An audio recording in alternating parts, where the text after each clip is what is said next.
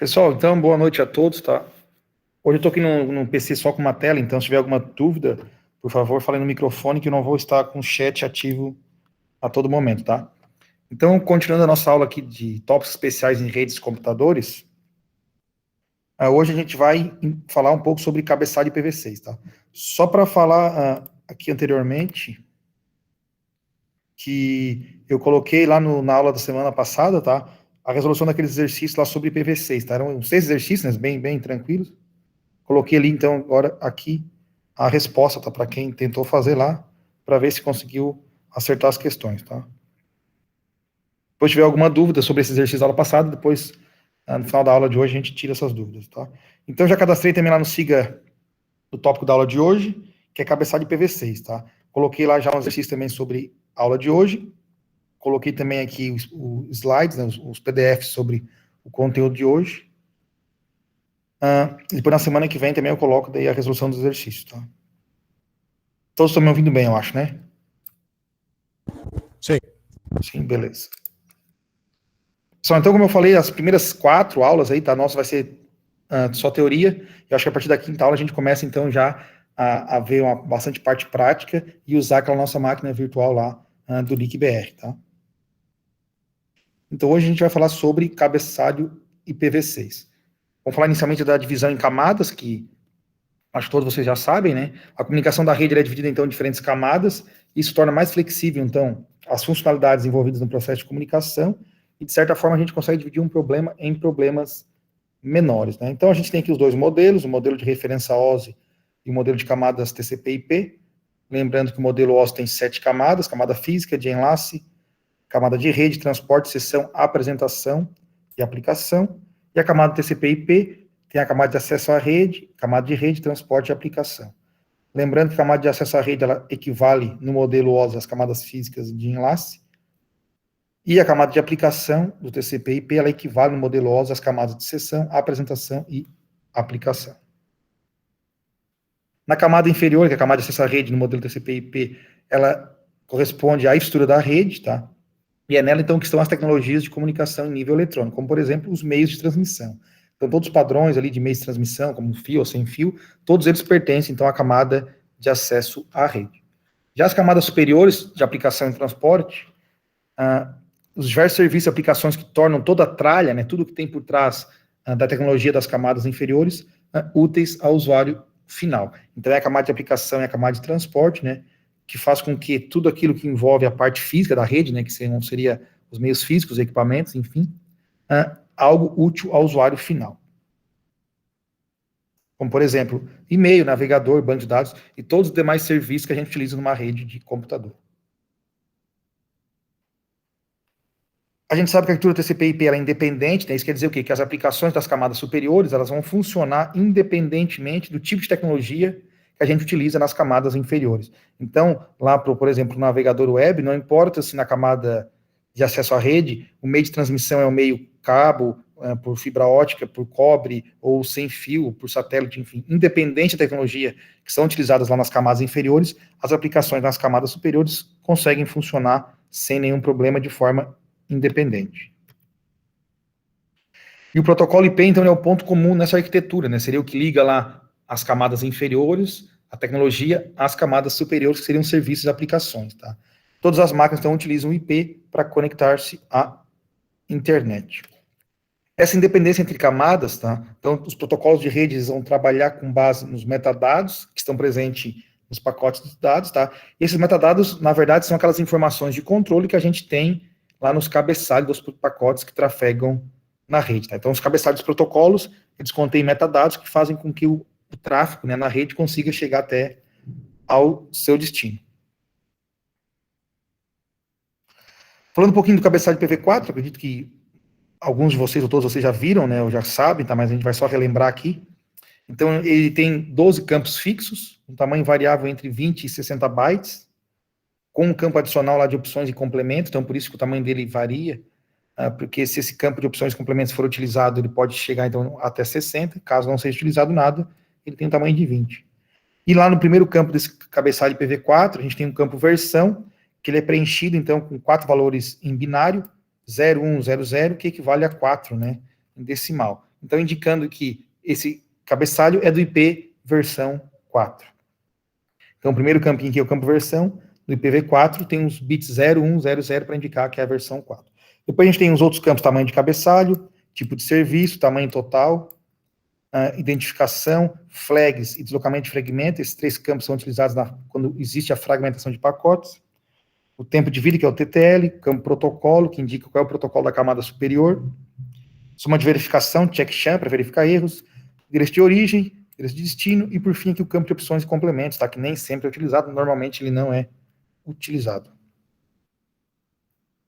Alguns campos que existiam no IPv4, tá, eles foram removidos no IPv6, que é o campo IHL e o campo verificação de erros.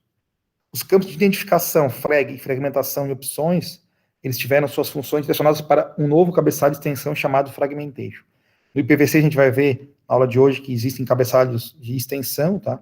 Então, algumas funcionalidades do IPv4, incluindo essas aqui, elas saíram, então, do cabeçalho padrão, do protocolo, e foram para um cabeçalho, né, de extensão. E esses campos aqui de HL, verificação de erros, no IPv6 foi removido. Então, esse campo aqui, HL, que é o segundo campo, esse checksum, no IPv6 não tem. E alguns outros campos foram mantidos do IPv4 para o IPv6 ou foram apenas renomeados, né? Então, alguns mudaram a posição no cabeçalho e outros foram renomeados. Então, por exemplo, o campo tipo de serviço, que é utilizado na marcação de pacotes para fins de qualidade de serviço, permitindo a criação de diferentes classes de tráfego, teve o nome alterado. O campo TTL, necessário para impedir que um pacote fique em loop pela rede, também teve seu nome alterado. O campo protocolo, que, como eu falei, aponta para o protocolo da camada superior, né? O CMP, o DP ou TCP também teve o nome alterado. E os campos de endereço de origem e destino, tá? Que armazenam os endereços dos hosts envolvidos na comunicação. Eles não tiveram nome alterado, só que claro que eles têm um tamanho bem maior, né? Porque são 128 bits. Falando um pouco do cabeçalho do IPv6, a gente vai conseguir ver as diferenças, né, entre o IPv4 e o IPv6. No IPv6 ele tem uma grande evolução em relação ao IPv4, né? Tem uma nova disposição dos campos do cabeçalho, então teve uma reorganização dos campos. Tem um formato otimizado com apenas 8 campos, então, enquanto no IPv4 a gente tem 12 campos, no IPv6 a gente tem apenas 8, tá? E no campo versão, que assim como no IPv4 é o primeiro campo do cabeçalho, a gente vai preencher ele com 0, 1, 1, 0, para indicar, então, que essa é a versão 6, né, do protocolo IP. Ele tem um tamanho fixo de 40 bytes, então um aumento de desempenho dos roteadores na rede, né, porque faz com que o roteador não precise sempre analisar, né, previamente o campo IHL para determinar o tamanho do cabeçalho. No IPv4, o campo IHL ele indica qual é o tamanho do cabeçalho, então o roteador tem que ler esse campo para saber onde é que o cabeçalho realmente termina. No IPv6, como todos têm 40 bytes, é um tamanho fixo de 40 bytes, o roteador sabe que sempre vai ter esse tamanho, tá? Então, isso faz com que tenha um melhor desempenho dos roteadores na rede. Foi criado um novo campo de identificação de fluxo, que é uma nova funcionalidade de qualidade de serviço, tá? Que serve para associar, então, aí vários pacotes da mesma natureza em um único fluxo, para que a gente consiga classificar e filtrar esse tráfego aí para fornecer um QoS. Isso é útil para aplicações multimídia, pois ela vai permitir, então, a criação de regras com base em um fluxo, ao invés de pacotes isolados, tá? Então, esse é um campo novo que tem no IPv6, não tinha no IPv4. Então, aqui uma tabelinha que compara os campos do IPv4 e IPv6, tá, que foram renomeados. Lá no IPv4, o campo tipo de serviço foi renomeado no IPv6 pela classe de tráfego, tá? Tem a mesma função, só foi renomeado. O campo tamanho total alterou o nome para tamanho dos dados. O campo protocolo, no IPv6 chama-se próximo cabeçalho. E o tempo de vida, o TTL, no IPv6 é chamado de limite de saltos, tá? De novo, é apenas foi uma renomeação desses campos aqui no IPv6 em relação ao IPv4. Então, cabeçalho IPv6 é um cabeçalho, então, com menos campos, né? Campo versão, campo classe de tráfego para qualidade de serviço, identificação de fluxo, que é aquele novo campo, né, que foi criado no IPv6, tamanho dos dados, próximo cabeçalho, limite de saltos, que antigamente era o TTL no IPv4, e aqui os campos de endereço de origem e endereço de destino. Lembrando, né, que no IPv4 cada endereço tem 32 bits, ou 4 bytes, no IPv6 são 128 bits, ou 16 bytes cada. É por isso que aqui na imagem o campo ele tem um tamanho bem maior, né? Em relação ao IPv4, já para mostrar que ele é 4 vezes maior que no IPv4. Essa imagem aqui é só para a gente saber os bits, né, de quantos bits tem cada campo. Então, o campo versão tem 4 bits, depois o campo Traffic Class, que é a classe de tráfego, tem mais 8 bits, chegando aqui até o bit 12. Depois a gente tem 20 bits para o campo Flow Label, que é a identificação de fluxo. Depois aqui o Payload Length, que é o tamanho dos dados, tem 16 bits. Depois mais 8 bits no Next Reader, que é o próximo cabeçalho. Lá no IPv6 é equivalente ao campo protocolo. E o Hope Limit, ou limite de saltos, né, que no IPv4 era o TTL, aqui também com 8 bytes. Tá? Então a gente tem 4, 8, 20, 16, 8 e 8. E aqui 128 endereço de origem, 128 no endereço de destino. Tá? O campo limite de saltos, então, é medido com base no limite de salto, ou hopes, né, entre roteadores, não por um mecanismo de tempo. Então, até por isso que foi alterado o nome, né, de TTL, a gente voltar aqui, que era o TTL, era o tempo de vida para limite de salto, porque, na verdade, esse campo, lá no IPv4, ele não mediu o tempo de vida em segundos, né, ou em minutos do pacote, sim o número de saltos que ele dá na rede até chegar ao destino. Então, faz mais sentido realmente a gente chamar limite de saltos, para limitar o número de saltos que ele vai dar antes de ser descartado, que a gente chamar isso de tempo de vida como se fosse algo medido no relógio, né? A gente sabe que não é. Isso tem a ver apenas com o número de saltos, não com o tempo que o pacote fica na rede. Por isso que o nome foi para limite de saltos, tá? Mas tem a mesma função. E o campo próximo cabeçalho, no IPv4 ele apontava para o protocolo da camada superior, que normalmente é o UDP, o TCP ou o ICMP, e no IPv6 ele também pode apontar para um desses protocolos ou para um protocolo do cabeçalho de extensão, tá? Que são, então, aquelas funções adicionais que foram, algumas delas retiradas do cabeçalho padrão e colocadas nesse cabeçalho de extensão, e novas funcionalidades que não existiam no IPv4. Tá? A gente vai ver a seguir ali quais são esses cabeçalhos de extensão. Professor, a gente sabe que esse IPv6 ele é 4 vezes maior do que o IPv4, né, em quantidade de bits. O IPv6 são os endereços, né? Tem 128 bits no IPv6 e tem 32 bits no IPv4, então é 4 vezes maior. No entanto, o tamanho do cabeçalho do IPv6 é somente 2 vezes maior do que o cabeçalho do IPv4. Né? Lembrando que o IPv4, quando a gente não utiliza o campo de opções, complemento, ele tem 20 bytes, e o IPv6 sempre tem um tamanho fixo de 40 bytes. Tá? Mas se no IPv4 a gente usar aquele campo de opções e complementos, ele pode, inclusive, ser maior do que o IPv6, né? Ele pode chegar até a 60 bytes. Então, apesar do IPv6... O João queria falar alguma coisa aí. João Vitor. Pode falar, João. Tá. Era só para avisar que o Norton estava tentando entrar ali, não estava conseguindo. Tá, beleza. Valeu. Beleza.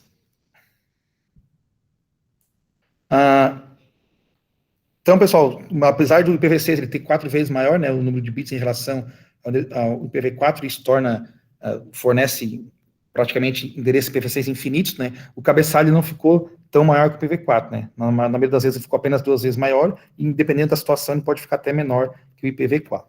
Aqui então é só uma comparação entre o IPv4 e o IPv6, né, os dois cabeçalhos, tá? Inclusive aqui a ordem, né, dos campos no cabeçalho. Então a gente vai ver aqui que em ambos o campo versão se manteve na mesma posição e com o mesmo tamanho. O campo IHL ele foi excluído, né, do IPv6, a gente não tem mais. O campo tipo de serviço aqui ele trocou o nome para Traffic Class, né? Então ele teve o nome que é alterado. O campo Total Length agora se chama Payload Length, né, no IPv6, além do nome, ele também teve a posição alterada, né, que é a sequência. O campo Flow Label é um campo novo que só tem no IPv6.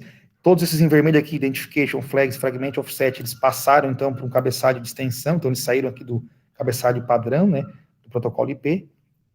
O tempo de vida aqui, o TTL, agora é Next Reader, também mudou o nome. O protocolo, o Time to Live é o Hope Limit aqui, mudou de nome, mudou também de posição. O protocolo aqui agora virou Next Reader, o próximo cabeçalho também mudou de nome, né? E o Ready Checksum no IPv4 ele também sumiu, tá?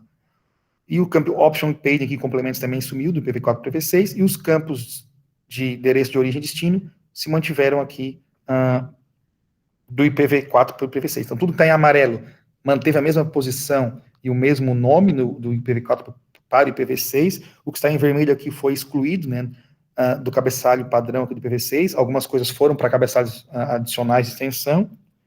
O campo em verde aqui é um campo novo, que não existe no IPv4. E o que está em azul, então, teve o nome alterado, né, e a posição também alterada na ordem do cabeçalho do IPv4 para o IPv6, né. Lembrando aqui, né, pessoal, o cabeçalho, como são bits aqui, né, é uma sequência serial de bits aqui, né, começa no bit 0 aqui, vai indo até chegar aqui no último bit do cabeçalho, ok? Então, o IPv6 em relação ao IPv4, ele é mais simples, né, porque tem 40 bytes, tem um tamanho fixo, então não precisa o roteador ficar sempre verificando qual é o tamanho do cabeçalho, que esse tamanho sempre é fixo, e apenas 2 vezes maior do que a versão anterior. Ele é mais flexível, porque tem extensão por meio desses cabeçalhos adicionais que a gente vai ver. Então, uma das coisas que a gente fazia no próprio cabeçalho padrão do PV4 foi para esses cabeçalhos de extensão, além de novas funcionalidades. E ele é mais eficiente porque ele minimiza o overhead nos cabeçalhos e reduz o custo de processamento dos pacotes. Agora a gente vai falar sobre os cabeçalhos de extensão do PV6.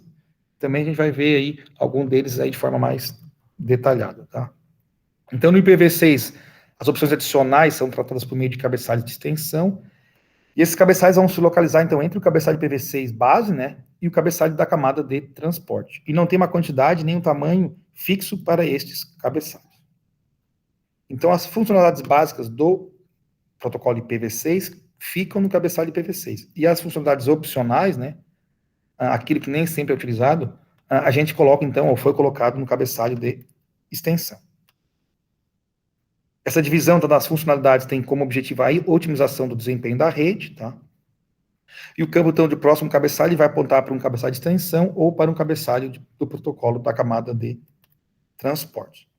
Esses cabeçalhos de IPv6, então, de extensão, eles são anexados, né, de forma encadeada através dos respectivos códigos de próximo cabeçalho. Aqui a gente tem uma imagem para explicar um pouco isso. Então, eu tenho lá o cabeçalho de IPv6 padrão, e no campo próximo cabeçalho, que nesse caso aqui em inglês é o next here, eu posso apontar ele já para um protocolo da camada superior, como o TCP ou DP, ou posso apontar para um cabeçalho de extensão de IPv6. Nessa imagem aqui, eu estou apontando para um cabeçalho de extensão em IPv6. Esse cabeçalho de extensão ele também tem um campo próximo cabeçalho, né, ali. Esse próximo cabeçalho next header, ele também pode apontar já para um protocolo de camada superior ou para um próximo cabeçalho de extensão. Então, aqui a gente vai apontando para cabeçalhos de extensão até que o último lá, né, ele aponte, então, para a camada superior, para o protocolo TCP, ou DP, ou ICMP, ou para nenhum protocolo, tá? Então, aqui um exemplo aqui mais real. Então, eu tenho lá no meu cabeçalho padrão do PV6, o campo próximo cabeçalho, o número 6. Isso, depois a gente vai uma tabelinha que indica que eu já estou apontando que o próximo cabeçalho é o cabeçalho TCP. Então, nesse caso aqui, não tem nenhum cabeçalho de extensão, né? Tem apenas o cabeçalho IPv6 padrão e já aponto para o cabeçalho TCP da camada de transporte. Nessa outra linha aqui, nós temos no campo próximo cabeçalho o valor 43. E esse valor 43 indica que o próximo cabeçalho que eu tenho é um cabeçalho de extensão do tipo routing. E nesse cabeçalho de extensão do tipo routing, eu tenho também um campo de próximo cabeçalho que vai apontar, por sua vez, aqui com o código 6. O código 6, como a gente já viu aqui anteriormente, ele aponta, então, para o cabeçalho TCP. Aqui no outro exemplo, a gente tem, então, que o cabeçalho IPv6 aponta, tem um número, né, 43, um próximo cabeçalho que vai apontar para o cabeçalho routing. Por sua vez, o cabeçalho routing, ele tem no campo próximo cabeçalho o valor 44, que indica que o próximo cabeçalho é um cabeçalho de fragmentation, tá? Que é um cabeçalho de extensão do IPv6, e por sua vez, no campo de próximo cabeçalho, do cabeçalho de fragmentation, aí sim, a gente vai apontar para o cabeçalho TCP. Então, esse cabeçalho de extensão, pessoal, a gente pode não ter nenhum, ou pode ter vários, e a gente vai sempre encadeando um atrás do outro, até que lá o último vai apontar, então, para o TCP, para o DP, para o ICMP, ou para nenhum cabeçalho na camada de transporte. Como é que a gente sabe esses númerozinhos aqui? O que indica? Porque, claro, tem uma RFC que fala isso, e aqui tem uma tabela já que resume isso aí, né? Então, a ordem que a gente vai ter dos cabeçalhos, tá? Vai ser sempre essa. A gente vai ter, claro, inicialmente o cabeçalho IPv6 convencional. E quando eu tenho lá no código, no campo próximo cabeçalho, o valor 0, o próximo cabeçalho de extensão é o hope by hope. Quando eu tenho o valor 60, é o destination options. Quando eu tenho 43, é o routing header. Quando eu tenho 44, o fragment header. O 51, authentication header. O 50, encapsulation security payload. O 60, outro destination option, e o 135, mobility, tá? Então, com essa tabelinha aqui, cada número aqui representa, então, o tipo de cabeçalho de extensão que eu vou estar apontando lá no meu campo próximo cabeçalho, tá? E essa também aqui é a ordem que os cabeçalhos de extensão seguem no IPv6. Então, eu tenho que começar com padrão, aí o próximo cabeçalho, se eu tiver um cabeçalho de extensão hope by hope, já tem que ser o próximo, depois do cabeçalho base, aí depois eu posso ter esse destination option, reader, então essa ordem aqui precisa ser seguida, né? Eu não preciso ter todos, eu posso ter só o padrão, por exemplo, e o mobility, mas eu não posso ter, tipo, um padrão, encadear uma mobilidade aqui, e depois voltar para o hope by hope, ou enfim, para o routing reader, tá? Então, quando a gente for encadear, sempre tem que seguir essa ordem aqui, caso a gente queira utilizar algum cabeçalho aqui de extensão, né? A gente não, né? Se o protocolo for utilizar algum cabeçalho de extensão. E aqui mais alguns campos aqui, né? Então, quando lá no campo próximo cabeçalho eu tenho o valor 59, isso identifica que eu tenho ausência de próximo cabeçalho, ou seja, depois eu não vou ter nenhum cabeçalho na camada de transporte, né? Vai encerrar ali o pacote. Quando eu tenho o valor 58, indica que o próximo cabeçalho é do IPv6. Quando eu tenho o valor 17, é o DP, e quando tem o valor 6, o próximo cabeçalho na camada superior é o TCP. Tranquilo até aqui? Tranquilo. E essa flexibilidade, então, pessoal, dos cabeçalhos de extensão, isso faz com que novos cabeçalhos de extensão possam ser criados, né, para a gente prover novas funcionalidades adicionais. Então, à medida que o tempo passa, podem ser criados novos cabeçalhos para que o IPv6 tenha ainda mais funcionalidades, tá? Uma coisa que é importante, se o campo de endereço de destino lá do IPv6 tiver um endereço multicast, que identifica, que a gente sabe, né, que multicast vai para vários destinos, tá? Os cabeçalhos de extensão serão examinados por todos os nós do grupo, tá? Por que eu estou dizendo isso aqui? Porque, caso contrário, quando a gente tem um endereço de destino apenas o endereço unicast, que vai para uma única máquina, tá? O único cabeçalho que é lido, né, pelos roteadores no meio do caminho é o hope by hope, tá? Que é o que a gente vai ver aqui agora em seguida, tá? Então vamos ver primeiro aqui o cabeçalho de extensão hope by hope. Então ele é o único cabeçalho de extensão que vai ser analisado por todos os roteadores intermediários no caminho entre a origem e o destino, salto a salto, tá? Isso quer dizer o quê? Que o roteador só tem que se importar quando ele recebe um pacote IPv6 se lá no campinho próximo cabeçalho ele tiver aqui o valor 0. Se ele vê que tem valor 0 no campo próximo cabeçalho, o roteador sabe que existe um cabeçalho de extensão hope by hope, então ele é obrigado a analisar esse pacote, né, esse cabeçalho. Caso contrário, ele vai simplesmente, se for um outro cabeçalho de extensão, né, ele vai simplesmente verificar qual é o endereço de destino e vai mandar esse pacote para frente. Então o roteador, ele não precisa, por exemplo, um pacote IPv6 tem 5 cabeçalhos de extensão, ele só vai analisar se existiu o hope by hope. Se não existir, ele vai mandar para frente, então não vai ter que processar toda a informação, analisar toda a informação que tem nesses cabeçalhos de extensão. Por isso que o hope by hope deve ser o primeiro cabeçalho de extensão depois do cabeçalho IPv6 padrão. Por que isso? Porque o roteador sabe que se o primeiro de extensão não for o hope by hope, ele tem certeza que nenhum dos outros próximos cabeçalhos de extensão serão. Então ele simplesmente vai mandar o pacote para frente e não vai se importar o que tem de cabeçalho de extensão nesse pacote IPv6, tá? Isso aumenta o desempenho da rede, então pois os roteadores processam menos informação. Então, todos os cabeçalhos de extensão restantes, além do hope by hope, exceto o hope by hope, né, serão apenas processados, né, lá no destino, somente o host de destino que vai processar essas informações. Então, na análise do cabeçalho IPv6, se o campo próximo ao cabeçalho for igual a 0, então quer dizer que existe um hope by hope que deve ser analisado pelo roteador. Se o campo for diferente de 0, então não vai existir um cabeçalho de hope by hope, logo os roteadores não vão analisar nenhum outro cabeçalho de extensão adicional, tá? E como eu falei, esses demais cabeçalhos de extensão adicionais, caso existam, serão analisados somente lá pelo destinatário que está informado no campo endereço de destino. Então isso aumenta bastante, né, o desempenho da rede, uma vez que os roteadores vão simplesmente se preocupar, muitas vezes apenas em encaminhar o pacote para frente, né? Qual é a utilidade do hope by hope? Tá? Ele realiza ações que envolvem, né, a participação direta dos roteadores intermediários, como por exemplo, roteamento de tráfego de natureza multicast. Ele pode ser de dois tipos, router alert ou jumbogram. O que é o router alert? Ele foi definido na RFC 2711, e ele é utilizado por alguns protocolos de multicast e de reserva de recursos, como por exemplo o MLD, que é o Multicast Listener Discovery, é semelhante ao IGMP no IPv4, tá? E ele é utilizado para descobrir a presença de nós que desejam receber pacotes multicast e quais endereços multicast são de interesse desses nós. Então, é um protocolo que gerencia aí quais os nós, né, que querem e desejam receber pacotes multicast, tá? Então, ele é utilizado aí, e quando esse pacote é utilizado, ele está dentro do hope by hope, nesse protocolo. E o outro é RSVP, que é o Resource Reservation Protocol, que é utilizado, então, para serviço aí de qualidade de serviço. Então, esses dois tipos aqui são os tipos aqui do router alert que são utilizados então, em conjunto aí, no cabeçalho hope by hope. E o outro é o jumbograma, é na RFC 2675.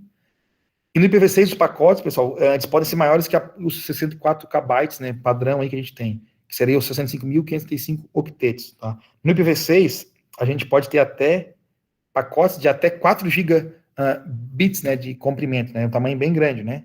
Isso seriam úteis aí para redes de altíssimo desempenho com enorme tráfego de dados. Tá? O IPv4 não suporta pacotes desse tamanho aqui, né, mas o IPv6 ele suporta. No entanto, os protocolos aqui das camadas superiores, eles não vão suportar pacotes tão grandes, né, então é preciso ter uma necessidade também de alteração no TCP e no DP para eles aceitarem esses pacotes aqui desse tamanho. Mas o IPv6, quando ele foi criado, ele já foi pensado então para esse tipo de pacote, esse tamanho de pacote, então ele já suporta isso desde que as camadas superiores também consigam trabalhar com pacotes desse tamanho. Então, o cabeçalho Hope by Hope, ele tem aqui 3 campos, né, o próximo cabeçalho, o tamanho do cabeçalho de extensão, e aqui as opções que são utilizadas no Hope by Hope, de acordo com o que a gente está utilizando aqui dentro dele. Tá? O outro cabeçalho de extensão é o Destination Option, que ele vai fornecer opções adicionais que devem ser analisadas somente pelo destinatário. Então, como a gente viu ali, tudo que a gente vê daqui para frente, né, tirando o Hope by Hope, só o destinatário que analisa.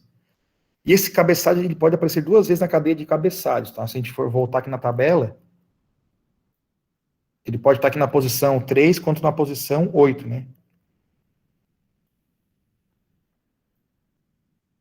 Em cada uma dessas vezes aqui, ele tem diferentes opções e complementos de interesse do destinatário.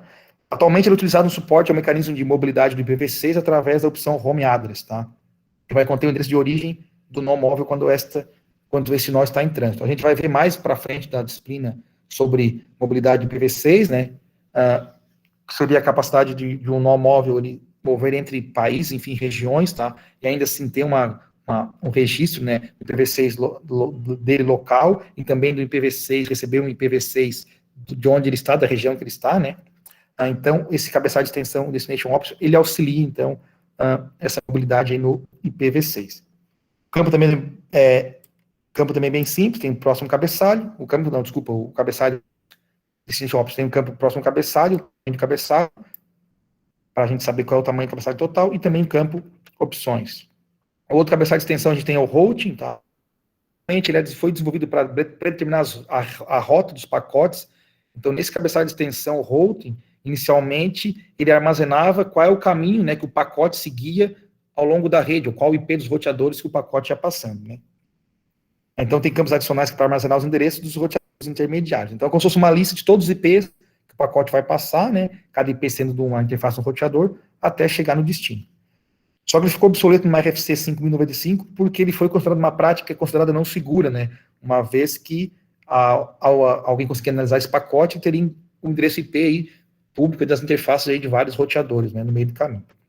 Então, ele foi definido um novo cabeçalho de extensão, chamado routing tipo 2, né, o routing versão 2, tá? Então, ele foi, de certa forma, foi recriado, né? E, atualmente, ele é utilizado, parte do mecanismo de suporte, a mobilidade também de IPv6, tá?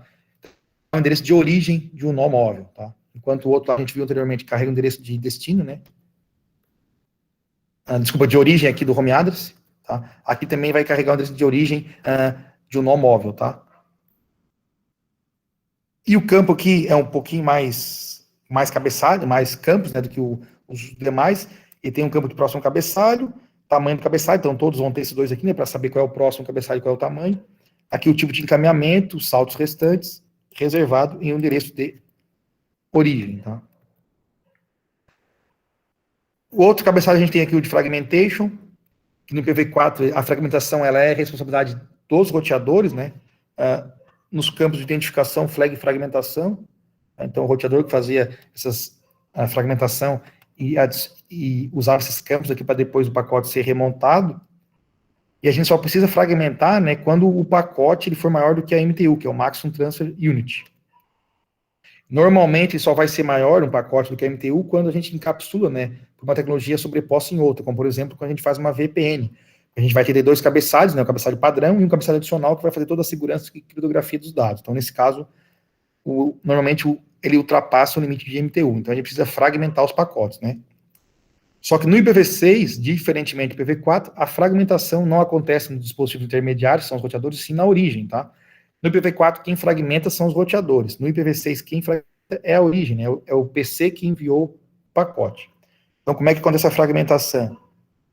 Quando o roteador ele vai detectar que um pacote vai ultrapassar a MTU, ele vai retornar uma mensagem para o PC de origem fazer a fragmentação do pacote. Então, é o computador, né? É a origem que faz a fragmentação. Então, ela vai fragmentar o pacote, vai utilizar o cabeçalho de extensão fragmentation, colocar as informações nesse cabeçalho, tá? Para sinalizar, então, o vínculo entre os pacotes fragmentados. Assim como aconteceu no IPv4, só que agora essas informações, ao invés de estar no cabeçalho padrão, ela está no cabeçalho de extensão, tá? Mas a ideia é a mesma.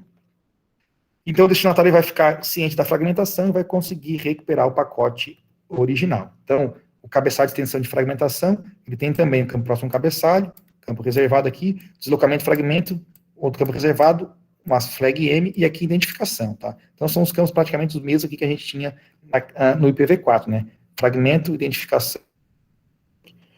Então, o campo M, se for 1, vai indicar que tem mais fragmentos, então vai ter mais cabeçalhos de extensão, né?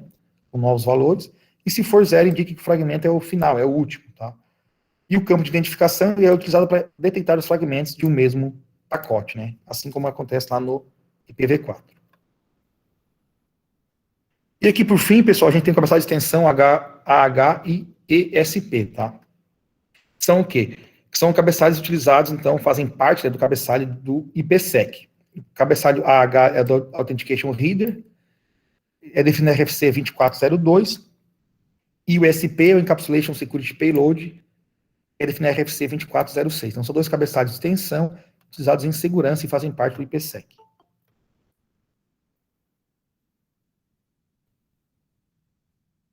Os termos H e ESP são já são conhecidos, né, de quem trabalha com o protocolo IPsec no IPv4, né? Só que no IPv4 o IPsec ele é uma ferramenta à parte, né? Não é nativo. No IPv6, o IPsec ele passa a ser um protocolo de segurança nativamente embutido na pilha de protocolo TCP IPv6. Então, no IPv6 já é algo intrínseco dele mesmo, o IPsec. No IPv4, não, né? Era algo à parte. Uma coisa importante é que ter suporte nativo ao IPsec não significa que no IPv6 a configuração do IPsec é de forma automática, né? Isso quer dizer o quê? Ter suporte nativo. Qualquer equipamento que tenha suporte ao IPv6, ele também tem e é obrigado a ter suporte nativo ao IPsec. Portanto, a gente tem que configurar o protocolo normalmente, como a gente configuraria, por exemplo, lá no IPv4. Tá? Então, às vezes as pessoas confundem, tem IPsec no IPv6, então automaticamente já é criptografado, já é autenticado. Não. Isso só quer dizer, então, que qualquer equipamento que suporte o IPv6, ele também vai suportar o IPsec de forma nativa, tá? Mas a gente tem que configurar eles manualmente.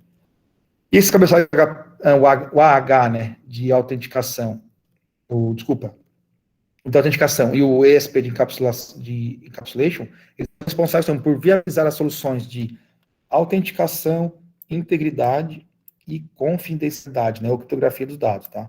Então, esses três aqui são feitos, né, pelo AH e pelo cabeçalho de extensão ESP. A gente vai ver mais sobre essa parte de segurança mais para frente, tá? Tem, inclusive, atividades práticas lá da apostila que é em cima, né, desses dois aqui, segurança do IPsec. E por fim, ele vai voltar a ser fim a fim, sem um NAT, e daí a segurança que o IPsec proporciona, tá, ele vai se tornar algo bastante importante, né. Os extensão, então, vão ser manipulados somente pela origem e destino, e toda a informação criptografada pelo ESP será totalmente invisível pelos nós intermediários, tá? Então, uma vez que isso aqui vai estar no cabeçalho de extensão, né, e a gente viu que o único cabeçalho de extensão que é lido pelos nós intermediários, pelos roteadores, é o Hope by Hope, tá? Então, na verdade, o roteador, quando ele pega um cabeçalho que está criptografado, né, ele não vai nem saber, né? Ele vai simplesmente andar para frente, isso vai ser transparente, então, para os nós intermediários.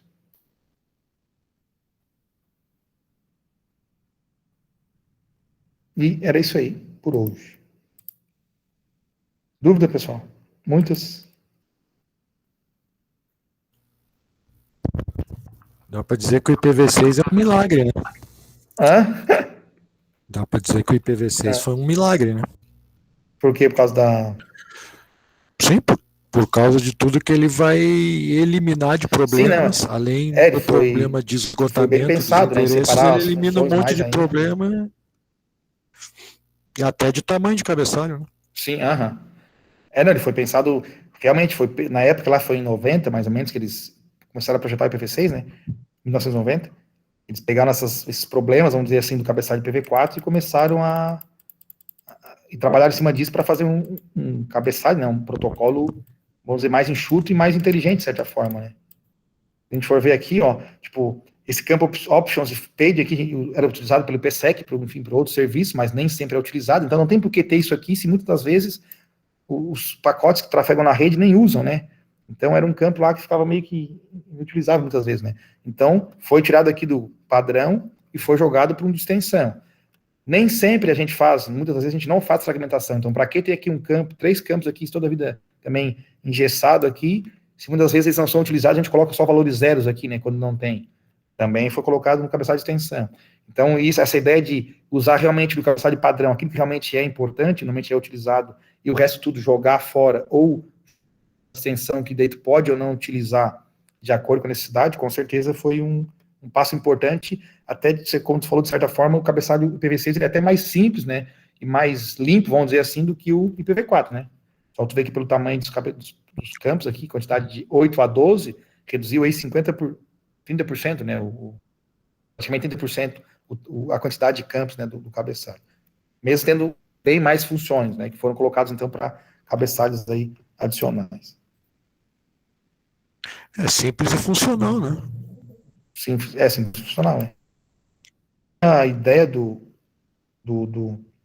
IPv6 é realmente, eles, apesar de, como a gente falou, ele, a princípio, pela versão ser maior, as pessoas pensam, ele é IPv6, então ele tem mais coisas e vai ser bem mais complexo, enfim, ou vai ser mais difícil, de repente, de entender, né, ou de configurar. E não necessariamente, né, porque como ele foi pensado dessa forma, realmente, de separar as coisas, então tem, de certa forma, tudo já bem mais delimitado, né, o que é responsável pelo que, né, o que tal coisa faz, né. E no IPv4 era tudo muito misturado, assim, era muito bagunçado, né. Não, ainda é, né. E tu imagina que um roteadorzinho desses aí que o provedor te entrega em casa aí sofre, então, né, cara? Porque ele pega, agora, por exemplo, essa nossa conversa, que é a aula, né? A aula para fazer isso aqui, o pau tá pegando lá dentro, porque ele tem que pegar todo o cabeçalho IPv4, se ele só funciona em IPv4, não tem suporte, grande maioria não tem, os provedores aqui eu acho que nem tem IPv6 ainda, poucos, talvez a do NET aí, que é a mais fortinha aí, e bota um roteadorzinho aí que é fraquinho, é barato, para eles darem incomodado, eles não vão dar nada muito caro, muito refinado, né? Sim. E o bicho tá pegando lá, porque ele é fraquinho, tem pouca memória, pouco processamento. Aí tu imagina esse roteadorzinho aí funcionando com IPv6. Talvez seria um refresco para ele, né? Se ele tivesse suporte para IPv6, ele tava dando risada, ele tava fazendo com o pé nas costas, assim. É só aquele fato ali do roteador não ter que, cada pacote, ele analisar o IHL para saber o tamanho, né? Porque ele pega no IHL, pega o tamanho que tem o cabeçalho, ele vai lá e vai até o final do cabeçalho para separar aquilo como a parte do cabeçalho de rede, né? Camada de rede, camada 3, e o resto ele sabe que é o payload, né? Que é a camada de transporte para cima. Então só aí você já tem um overheadzinho para ele ter que fazer esse cálculo para ver certinho onde é que termina o cabeçalho, né? No IPv4 isso já não tem, porque ele já sabe o tamanho sempre certo, né? De antemão, né? Às vezes o cara se queixa, minha internet está lenta, mas é muita coisa que está acontecendo, né? Não é um simples fato da internet estar lenta. A internet é normal. Se tiver fragmentação, o roteador, no IPv4 o roteador que fragmenta, então, se tiver 10 roteadores no meio do caminho ali, enfim, vão ter que fazer esse processo também de fragmentação, né? Quando um deles é o primeiro ali, enfim. Já no IPv6 volta para a origem fazer, então isso também, na verdade, o IPv6, como a gente viu na aula passada, a ideia é que a parte intermediária da rede, que são os roteadores e o switching ali, né, principalmente os roteadores, eles trabalham menos, eles têm menos overhead, né, eles simplesmente pegam o pacote e mandam para frente. E que tudo, como a gente viu até na outra aula ali, que a mágica, entre aspas, aconteça nas extremidades, né, são os computadores, os servidores, que são as pontas da rede, que tem que processar e tem capacidade para processar isso, armazenar, enfim, né. Exatamente. O processamento pesado é onde tem que processar. O restante é só encaminha, só faz o serviço de passar para frente. E o miolo teria que simplesmente fazer isso aí mesmo. Quanto mais rápido ele conseguir mandar para frente, melhor, né? O ganho de desempenho tá aí, né? Sim, tira um monte de trabalho dele. Não é melhorar ele, é tirar trabalho dele. Tirar trabalho por natureza, ele já é feito para fazer aquilo ali. Então, se tu melhorar a vida dele, ele vai ser mais rápido. É meio lógico o negócio. E, cara, sem contar as melhorias ali, tipo de segurança, mobilidade, endereçamento, né? Que agora tem endereço infinito aí, né? Enfim. Sim, sim, entre outras bata. coisas. Carrega o teu endereço no mundo inteiro, né? Se bobear aí. Se isso aí funcionar, né?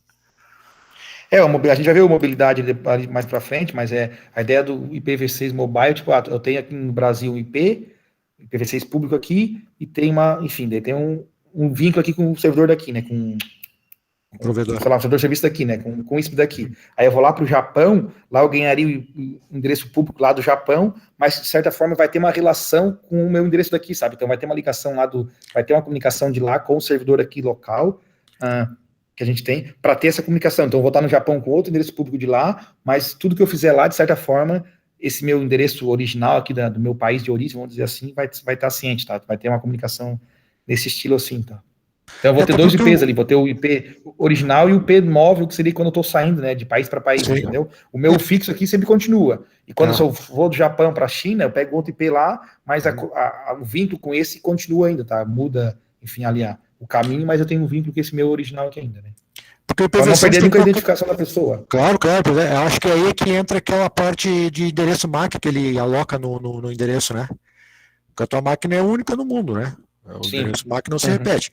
Então, tu carrega dentro do IPv6, tu já carrega a tua identidade. Embora tu esteja em outro lugar, mas é tu que está em outro lugar, né? Tu não está tentando burlar nada.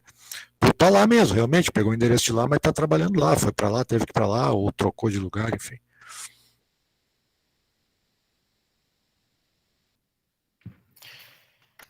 E daí, pessoal, dúvidas aí? Os demais? Bastante, mas agora. Mas como eu falei, né, Norton, tem coisa aqui, algumas coisas são de outras disciplinas, né? Daí tu tá meio cruzão ainda, aí como eu falei, tem que analisar depois tem que, não adianta. A parte do IPv6 tem muita coisa que é nova, que a gente vai vendo pra frente, tá? Mas tem básico, assim, IPv4, essas coisas aí já passou, né? Já tá pra trás aí. Não, de boa, mas não é. Mas não é tranquilo, cabeça, não, só ler. A gente vai rever muita coisa aí, na verdade, vai ver mais a fundo, né? Depois a gente vê a parte prática. Que também eu peguei aula no meio do caminho hoje, que eu não consegui chegar mais cedo. Daí eu já cheguei ali pegando só o cabeçalho, já não entendi mais nada. Mas eu sei o que é, eu já fiz a introdução lá, eu tô ligado o que é. Beleza. Tem mais aí, pessoal? Acho que, a princípio, a nossa sexta aula, tá? Hoje é a segunda, a sexta aula a gente vai começar já com os laboratórios práticos, tá?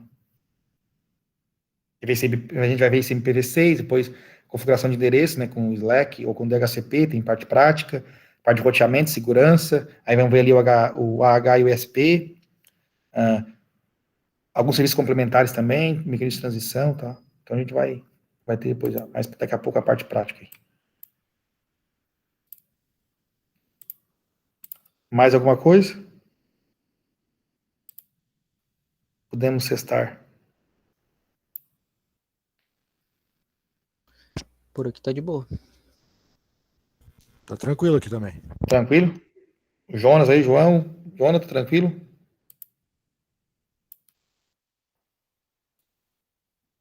Beleza. Então tá, pessoal, só deixa eu terminar aqui, então, de gravar.